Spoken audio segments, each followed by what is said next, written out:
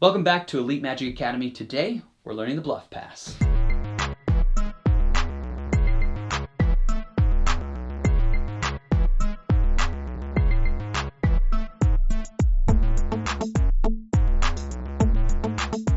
This move has been around for a decent amount of time. In fact, it's been around since, well, 1928. It was created by Lord Omwell. He started out as a newspaper boy and then eventually became a politician working at the British Parliament.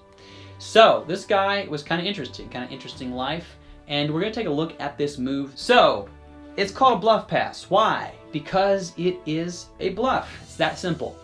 You appear to do one thing, but you're actually not doing it at all. And you're going to laugh at how simple this really is. Now I'm going to show you the way I personally like to perform it. A lot of other people skip the step that I do, which is riffling down the side to select it.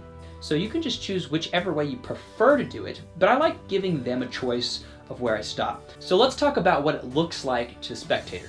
So let's say you have them select a card. In this case, it would be the 7 of hearts, right? What happens is you say, look, tell me when to stop. They say stop here. You say, look, I pull off the cards here. We take that card, we place it in, and we place the rest of the cards on top.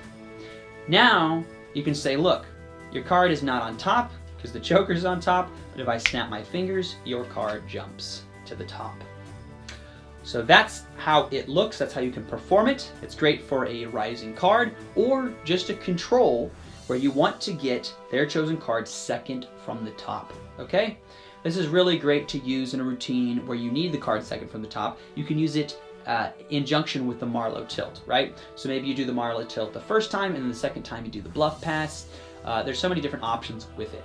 So let's take a look at exactly how it works because it's awesome. So really all that's happening is that you're removing one card instead of, half the pack. But you're convincing them that you have removed half of the pack. Now you do this very simply by getting a break behind, at the back of the deck, with just one card, but you do it with this part of your thumb, the higher part of your thumb. I do it like this. So I just kind of get where the thumb starts to come up here, right? There. And so I hold a break like so, and I keep the fingers on this side so it hides this from the audience, and I make sure that the audience is on this side of me, all right? Nobody over here, everybody over here. So if somebody is over here, just adjust over like this and do the trick for them, okay? So that's how you can adjust if you do have more people. Now what you're going to do, at least if you do it the way I do it, is you're going to riffle down the side. This way it gives them the free choice of where to stop. So you say, tell me when to stop.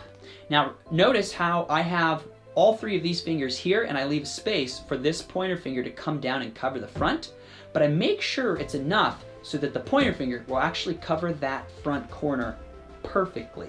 See? So that if they were on this side, they would no longer be able to see the deck like that. This is important because this allows you to hide it once they say stop. So let's say they say stop here, you come over like this and you hide that little spot from them as you pull off only the top card.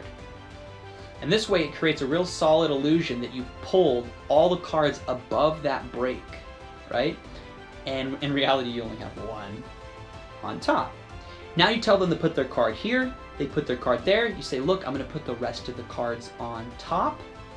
And as soon as you put the rest of the cards on top, you're going to ask the spectator, how far down do you think that card is?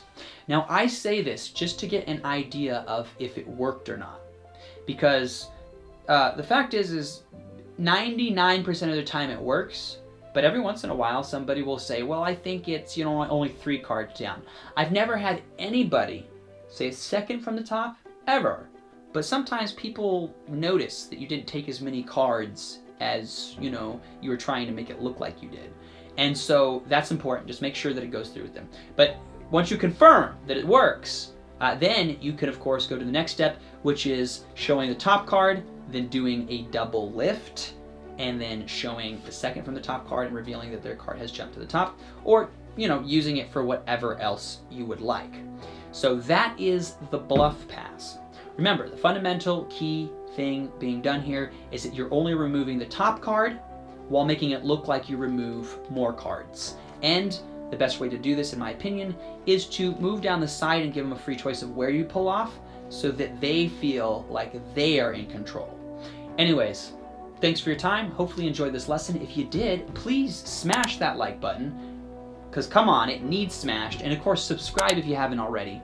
And check out the website. If you like learning even cooler magic, like getting magic sets with linking rings and stuff, right? I have a whole set of linking rings and ropes and a beginner set for magic on the website. So if you'd like to support me in what I do, please do so there.